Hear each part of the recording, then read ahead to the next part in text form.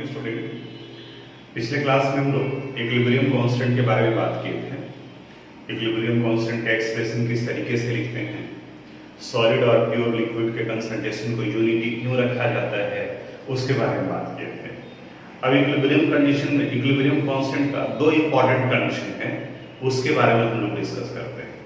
जैसे first condition है, अगर रिएक्शन को हम रिवर्स कर देते हैं तब उस कंडीशन में नए इक्विलिब्रियम कांस्टेंट और पहले के इक्विलिब्रियम कांस्टेंट के बीच का क्या रिलेशन होगा। केमिकल रिएक्शन को रिवर्स कर देते हैं तब उस कंडीशन में क्या होगा, इसे समझने के लिए केमिकल रिएक्शन ले लेते हैं। Suppose A react with B to form C, ये सी का फॉर्मेशन करता है।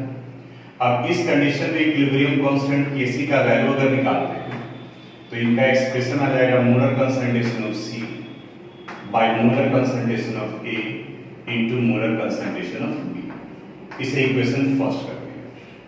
अब कंडीशन फर्स्ट में कह रहा है कि रिएक्शन को अगर रिवर्स कर दिया जाए, क्योंकि रिवर्सिबल रिएक्शन है तो रिवर्स तो होगा, यानी कि अगर हम लोग C को रिएक्टेंट साइड में रखते और A और B को प्रोडक्ट साइड में रखते तब इस कंडीशन में new equilibrium constant K dash C इनका एक्सप्रेशन लिखा जाएगा, दिया जाएगा A into B by molar concentration of C। अब हमें देखना है कि इसमें और इसमें कुछ रिलेशन निकल रहा है क्या, इसी को जरा गौर से देखो। तो इसे हम लोग 1 by C divided by A into B, देखो ऐसे लिख सकते हैं। ध्यान से देखना, यही पार्ट है, C नीचे में है, A और B ऊपर में चला जाएगा तो ये इसमें कन्वर्ट कर देगा। अब इस फॉर्मेट पर क्यों लिख रहे हैं, क्योंकि इसे देखो और इसे देखो, C by A into B किसके बराबर है, Kc के, तो C by A into B ये किसके बराबर हो जाएगा, Kc के बराबर हो जाएगा। यानी रिलेशन क्या निकल गया, K dash C is equal to 1 by Kc। यानी अगर किसी केमिकल रिएक्शन को आप रिवर्स कर देते हो तो नया इक्विलिब्रियम कांस्टेंट पहले के इक्विलिब्रियम कांस्टेंट का जस्ट इनवर्स हो जाएगा। ये कंडीशन फर्स्ट हो गया। कंडीशन सेकंड में, अगर किसी केमिकल रिएक्शन को हम मल्टीप्लाई कर देते हैं, डबल कर देते हैं, ट्रिपल कर देते हैं, तब उस कंडीशन में क्या हो, इसे हम यहाँ कंडीशन 2 लिख रहे हैं, आपको यहीं से लिखना पड़ेगा। सपोज इसको हम डबल कर दें तो डबल कर दिए तो 2a plus 2b it give 2c हो जाएगा। यहां पर new equilibrium constant K dash C would be equal to आ जाएगा C to the power 2 divided by A to the power 2 into B to the power 2। और इसी को लिख सकते हैं हम लोग molar concentration of C divided by molar concentration of A into B to the power 2 और CAB Kc के बराबर है, तो लिखा जा सकता है K dash C would be equal to Kc to the power 2। यानी कि अगर किसी केमिकल रिएक्शन को 2 से मल्टीप्लाई कर देते हैं तो नया इक्विलिब्रियम कांस्टेंट उसका पावर हो जाएगा। अगर इसको 3 से मल्टीप्लाई कर देंगे तो यहाँ पर इनका ये पावर 3 हो जाएगा। तो इस तरीके से अगर किसी एक का न्यूमरल वैल्यू पता है तो दूसरे का न्यूमरल वैल्यू हम लोग निकाल सकते हैं। तो ये दो इंपॉर्टेंट कंडीशन हो गए। मल्टीप्लाइड याद रखना, अगर n से मल्टीप्लाई कर देते हैं तो इसका पावर n हो जाएगा। अब इन दोनों में से कोई भी एक वैल्यू पता है तो दूसरा निकाला जा सकता है। नोट करते हैं। एक्सरसाइज 7.6 का एक क्वेश्चन है जो अभी हम लोग रिलेशन डिराइव किए Kc और K डैश C के बीच में, उसी से निकल होता क्वेश्चन है। The following equilibrium Kc is equal to 6.3 into 10 to the power 14. Kc is equal to 6.3 into 10 to the power 14 at 1000 Kelvin। और रिएक्शन दिया हुआ है NO in gaseous state plus O3 in gaseous state, it gives NO2 in gaseous state, NO2 in gaseous state plus O2 in gaseous state. Both forward and backward reaction in the equilibrium are elementary bimolecular. बाइमोलिकुलर कहने का मतलब जिसमें दो molecule हों, तो देखो इधर भी ये बाइमोलिकुलर है, यहाँ भी बाइमोलिकुलर है। What is the Kc for the reverse reaction? यानी इस रिएक्शन को अगर रिवर्स कर दे तब उस कंडीशन में इक्विलिब्रियम कांस्टेंट का वैल्यू क्या होगा? तो अभी हम लोग पढ़े हैं कि अगर रिएक्शन को हम लोग रिवर्स कर देते हैं तब उस कंडीशन में नया इक्विलिब्रियम कांस्टेंट इस पहले वाले का जो है वो ठीक इनवर्स हो जाएगा। तो यहां लिख सकते हैं for reverse reaction new equilibrium constant K dash C would be equal to 1 by Kc। Kc का वैल्यू दिया हुआ है 1 by 6.3 into 10 to the power 14। अब इसको सोल्व कर लोगे 10 का पावर 14 ऊपर ले जाएंगे तो 10 to the power minus 14 हो जाएगा और 1 को डिवाइड करेंगे 6.3 से, यानी कि answer approx 10 to the power minus 15 के टर्म्स में आएगा। अब अगर चाहें तो आप इसको इक्वेशन जैसा भी लिख सकते हैं, डिपेंड्स ऑन यू, या फिर ये कंसेप्ट भी यूज कर सकते हैं। तो इसे आप सोल्व कर लीजिए। अब हम लोग यहाँ पर Kc और Kp के बारे में बात करते हैं। Kc भी इक्विलिब्रियम कांस्टेंट को रिप्रेजेंट करता है और Kp भी इक्विलिब्रियम कांस्टेंट को रिप्रेजेंट करता है। तो दोनों में फर्क क्या है?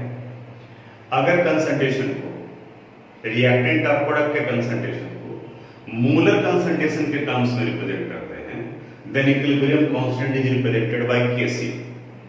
And if the concentration of reactant and product are expressed in terms of partial pressure, तब उसे हम लोग Kp से रिप्रेजेंट करते हैं। यानी P पार्शियल प्रेशर के लिए यूज किया गया और C कंसंट्रेशन के लिए यूज किया गया। यानी Kc और Kp में Kp अगर गैसेस फेज में है तभी उसका इस्तेमाल हम करते हैं। रिप्रेजेंट कैसे करते हैं, लिखते कैसे हैं, उसके बारे में एक इक्वेशन से समझाते हैं। Suppose A moles of A, it is in gaseous state, it react with B moles of B in gaseous state to form C moles of C in gaseous state। ये है। अब इस कंडीशन में equilibrium constant का expression अगर लिखना है तो एट इक्विलिब्रियम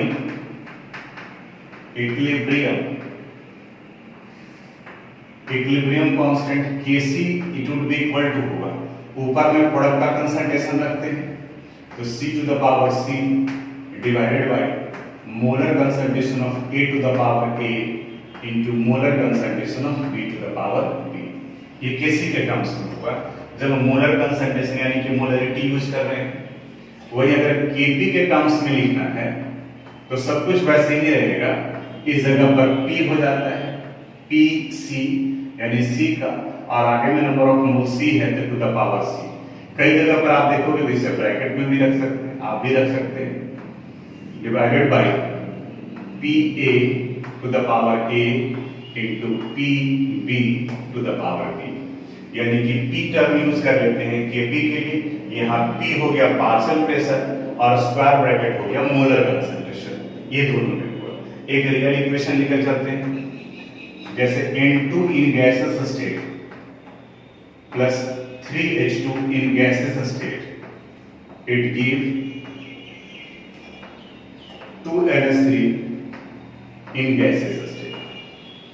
अब इसके लिए अगर हमें Kc लिखना हो तो Kc would be equal to हो जाएगा molar concentration of ammonia to the power 2 divided by molar concentration of nitrogen into molar concentration of hydrogen to the power 3। और वही अगर Kp के टर्म्स में लिखना है तो partial pressure of ammonia NH3 to the power, इसका ammonia का कितना है 2 to the power 2 divided by partial pressure of nitrogen into partial pressure of hydrogen to the power 3। तो एक्सप्रेशन दोनों का समझ में आ गया कि किस तरीके से लिखना है। अब सवाल उठता है कि क्या ये Kp और Kc इन दोनों के न्यूमरल वैल्यू में भी फर्क पड़ता है? बिल्कुल फर्क पड़ता है।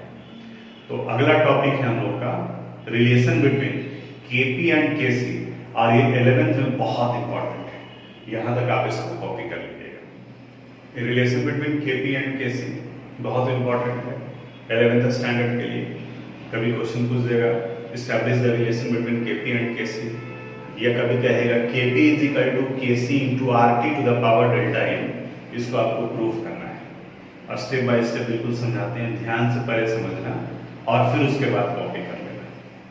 मान लीजिए केमिकल रिएक्शन है, suppose A moles of A in gases state it react with B moles of B in gases state plus C moles of C in gases state,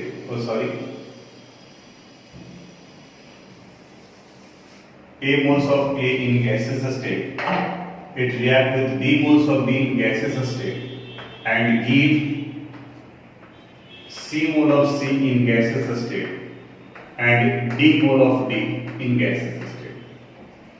अब इसके लिए हम लोग इक्विलिब्रियम कांस्टेंट का एक्सप्रेशन लिखते हैं। तो एट इक्विलिब्रियम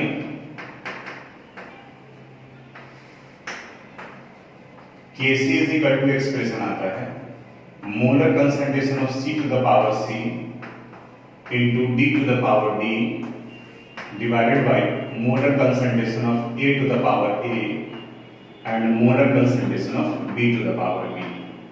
इसे इक्वेशन फर्स्ट कर दें। अगर Kp लिखते हैं तो Kp would be equal to आ जाएगा Pc to the power C into Pd to the power D divided by Pa to the power A into Pb to the power D। ये हो गया इक्वेशन सेकंड। यहाँ ये P partial pressure को represent कर रहा है और स्क्वायर ब्रैकेट मोलर कंसंट्रेशन यानी कि मोलरिटी को रिप्रेजेंट कर रहा है। हम लोग स्टेट्स ऑफ मैटर में आइडियल गैस इक्वेशन पढ़े हैं। तो according to ideal gas equation,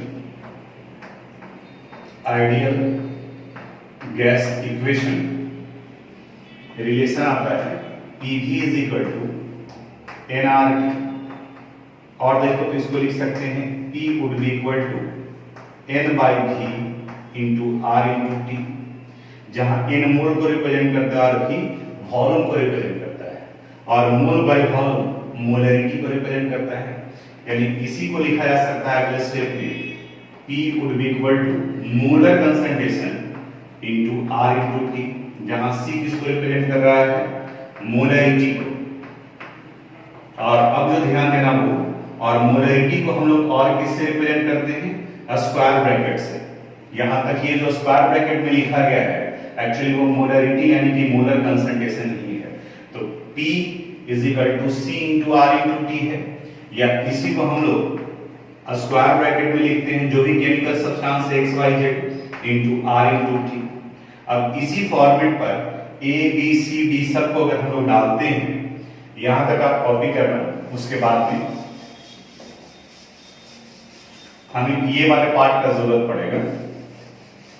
देखो अगर यहां से हमें पार्शियल प्रेशर ऑफ A निकालना है तो ये इस जगह पर आ जाएगा molar concentration of A into R into T। अगर पार्शियल प्रेशर ऑफ B निकालना होगा, देखो ना, molar concentration into R into T, अगर A रखते हैं तो यहाँ मोलरिटी यानी कि मोलर कंसंट्रेशन एक आ गया, तो Pb would be equal to आ जाएगा molar concentration of B into R into T। Pc would be equal to आ जाएगा molar concentration of C into R into T, and Pd would be equal to आ जाएगा molar concentration of D into R into T। अब ये Pa, Pb, Pc और Pd इन सब का value equation second में हम लोग पुट करेंगे, यानी यहां लिखेंगे on putting the value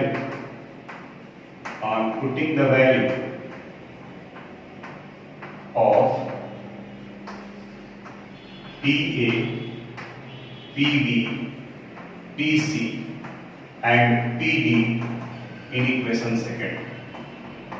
equation second में पुट करेंगे हम लोग, इरेज करके फिर लिखते हैं हम लोग इक्वेशन सेकंड। यहां पर वो करेंगे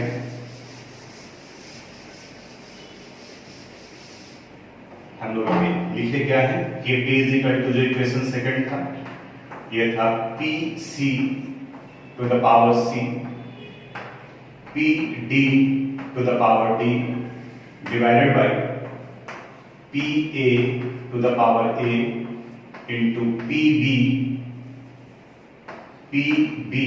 टू द पावर बी। अब जब इनके वैल्यू को पुट करोगे तो पीसी की जगह पर ये पूरा पार्ट आ जाएगा, यानी यहां आ गया molar concentration of C into R into T to the power C. PC की जगह पर ये पूरा पार्ट। उसी तरह से पीडी की जगह पर आ जाएगा molar concentration of T into R into T to the power D divided by molar concentration of A into R into T to the power A, molar concentration of B into R into T to the power B। अब इन सब में RT है, उसको हम लोग बाहर करते हैं। ध्यान से देखना, it would be equal to ऐसे लिखा जा सकता है C to the power C into R into T to the power C into D to the power D into R into T to the power D divided by, यानी कि ये bracket हटा रहे हैं यहां से, ये पावर इसके ऊपर में भी आएगा और इनके ऊपर में भी आएगा। Molar concentration of A to the power A into R into T to the power A, molar concentration of B to the power B into R into T to the power B। अब देखिए यहां भी RT है, तो इन दोनों RT को common ले लेते हैं, तो यहां बाकी बचा रह जाएगा C to the power C into D to the power D into R into T to the power C plus D। नीचे में आएगा molar concentration of A to the power A, molar concentration of B to the power B into R into T to the power A plus B। यहाँ A और यहाँ B plus हो गया। अब देखो अगले स्टेप में ये भी RT है और ये भी RT है, तो ये C प्लस D और माइनस A प्लस B हो जाएगा। तो अगले स्टेप में हम लोग बढ़ सकते हैं, एक स्टेप और इसको लिख ही लेते हैं, C to the power C into D to the power D divided by A to the power A into B to the power B, और यहां हो गया R into T to the power C plus D minus A plus B। ये C plus D और ये A plus B या minus में हो गया। ये सब हम लोग निकाल रहे हैं Kp के लिए, और अगले स्टेप में Kp would be equal to आ जाएगा Kc। याद करो, देखो इक्वेशन फर्स्ट में C to the power C, D to the power D, A to the power A और B to the power B, ये Kc के बराबर है into R into T to the power। अब ये C, D और A B क्या है? रिएक्टेंट। रिएक्शन आप देखोगे तो C और D प्रोडक्ट का नंबर ऑफ मोल्स है, गैसेस नंबर ऑफ मोल्स, और A और B रिएक्टेंट का नंबर ऑफ मोल्स है। तो change in number of moles of gases component को हम लोग डेल्टा N से रिप्रेजेंट करते हैं, या इसे डेल्टा Ng भी कहा जाता है। तो रिलेशन आ गया Kp is equal to Kc into RT to the power delta N, जहां पर डेल्टा N किसको रिप्रेजेंट कर रहा है? Where delta N is equal to number of moles of gaseous product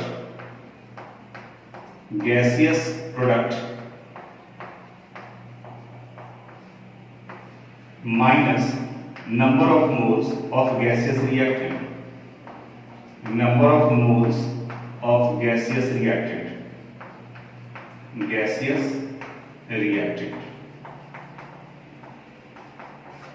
R universal gas constant को represent करता है, T temperature को रिप्रेजेंट करता है, और ये Kc equilibrium constant in terms of molarity, और Kp equilibrium constant in terms of partial pressure है। तो ये डेरिवेशन आप यहां तक इसको नोट कर लीजिएगा, आपके लेवल में बहुत इंपॉर्टेंट है। अभी हम लोग Kp और Kc के बीच में रिलेशन एस्टैब्लिश किए। Kp is equal to Kc into RT to the power delta N। दो तरीके का क्वेश्चन पूछता है। एक तो न्यूमेरिकल रहेगा जिसको हम लोग आगे डिस्कस करेंगे, और दूसरा ऑब्जेक्टिव टाइप का क्वेश्चन पूछा जाता है जिसमें ये आपको गेस करना होगा कि केपी और केसी में किसका वैल्यू बड़ा है, किसका छोटा है, या क्या वैसा भी कोई रिएक्शन है जहां पर दोनों का वैल्यू जो वो सेम हो जाए। तो फॉर्मूले को गौर से अगर देखेंगे तो कुछ समझ में आएगा इनके बीच के रिलेशन को। एक्चुअली केपी और केसी के बीच में फार्मूला आया था जब भी डिराइव किए, KP is equal to KC into R into T to the power delta N. Delta N number of moles of gaseous product minus number of moles of gaseous reactant, delta NG भी लिख सकते हैं आप। इसी फार्मूले को ध्यान में रखना होगा। अब यहां अगर डेल्टा एन का वैल्यू 0 हो, डेल्टा एन का वैल्यू 0 कब हो सकता है? जब गैसियस रिएक्टेंट और गैसियस प्रोडक्ट दोनों का नंबर सेम हो, तो प्रोडक्ट माइनस रिएक्टेंट करेंगे तो यह वैल्यू 0 हो जाएगा। तो कंडीशन फर्स्ट हो गया, कंडीशन फर्स्ट कि अगर डेल्टा एन का value 0, delta N is equal to 0, यानी कि प्रोडक्ट और रिएक्टेंट दोनों का नंबर ऑफ मोल्स सेम है। तो अब देखो तो r into T to the power 0 करोगे, फिर RT 0 हो जाएगा यानी कि 1 के बराबर। तब उस कंडीशन में Kp would be equal to आ जाएगा Kc, यानी कि Kp और Kc दोनों का वैल्यू बराबर होगा अगर डेल्टा n का वैल्यू 0 है। दूसरा कंडीशन हो सकता है कि प्रोडक्ट का नंबर ऑफ मोल ज्यादा है इन कंपैरिजन टू रिएक्टेंट, यानी इस जगह पर प्रोडक्ट और रिएक्टेंट दोनों बराबर था, प्रोडक्ट और रिएक्टेंट दोनों बराबर थे, गैसेस नंबर ऑफ मोल बराबर है। कंडीशन 2 की बात कर रहे हैं, अगर प्रोडक्ट का नंबर ऑफ मोल ज्यादा है in comparison to reactant, gases component का, तो डेल्टा एन के निकालने का है number of moles of gases product minus gases reactant. तो प्रोडक्ट का नंबर चूंकि ज्यादा है रिएक्टेंट से, तब उस कंडीशन में डेल्टा एन का वैल्यू पॉजिटिव हो जाएगा, यानी जो भी वैल्यू होगा वो बड़ा होगा। अब जरा यहां सोचो, Kp is equal to Kc into R into T to the power delta n है, तो अगर ये डेल्टा n का वैल्यू पॉजिटिव निकल गया तो ये RT का वैल्यू तो कुछ न कुछ होगा, 1 से बड़ा हो गया, तो ये Kp का वैल्यू Kc से यहाँ पे बड़ा हो जाएगा। तब इस कंडीशन में Kp would be greater than Kc। तो अगर ऑब्जेक्टिव क्वेश्चन सोल्व कर रहे हैं तो बगैर न्यूमेरिकल बनाए हुए भी आप ऑप्शन में से सेलेक्ट कर सकते हो कि हाँ कौन आंसर आ सकता है। कंडीशन थर्ड इसी का ठीक उल्टा हो सकता है। कंडीशन थर्ड, प्रोडक्ट का नंबर कम है, रिएक्टेंट का नंबर ज्यादा है। अगर प्रोडक्ट का नंबर ऑफ मोल कम है और रिएक्टेंट के गैसेस नंबर ऑफ मोल ज्यादा है, तब उस कंडीशन में डेल्टा एन का वैल्यू निगेटिव आ जाएगा। तो किसी का पावर अगर निगेटिव करोगे तो वो फ्रैक्शन में चला जाता है, यानी कि उस कंडीशन में Kp का वैल्यू Kc के वैल्यू से छोटा हो जाएगा। It means the value of Kp would be less than the value of Kc। तो ये कुछ कंडीशन पार्ट था जिसको हम यहाँ पर लिख लिए, इसको आप नोट कर लीजिएगा। और अगले क्लास में इससे रिलेटेड न्यूमेरिकल्स के बारे में हम लोग डिस्कस करेंगे कि Kp और Kc का न्यूमेरिकल किस तरह से सोल्व करते हैं। तो आज यहीं तक।